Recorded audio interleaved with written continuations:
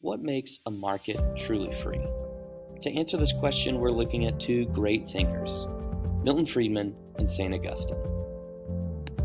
According to Milton Friedman, a market is free when exchanges are bilaterally voluntary and informed. Under these conditions, freedom is negatively defined. It's freedom from coercion, it's freedom from interference, and freedom from restraint. So, according to Austrian economist Ludwig von Mises, a market is free when people are able to pursue whatever they want, free from coercion, restraint, and interference. When individuals are free to pursue whatever they want, this is what we might call a thin conception of the good, because the good has been privatized.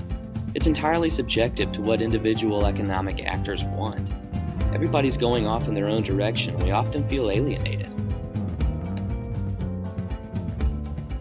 Left to our own devices, we shop to fill the void. The liturgy of the marketplace proclaims your hearts are restless until you buy me. We shop, therefore we are.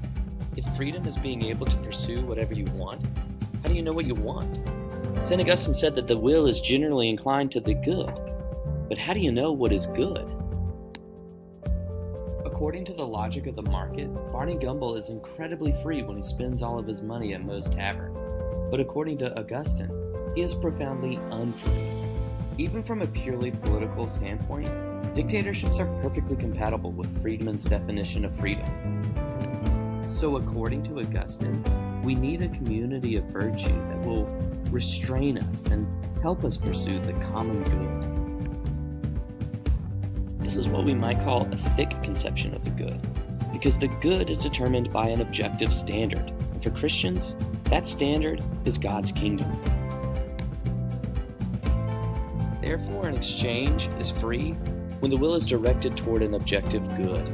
If the Christian telos or good is God's kingdom, then economic exchanges must be informed and restrained according to God's kingdom.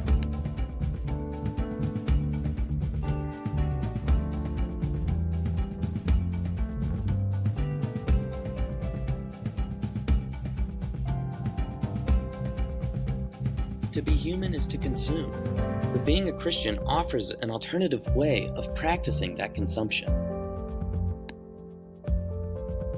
The restlessness of the market is a philosophical assertion of the world.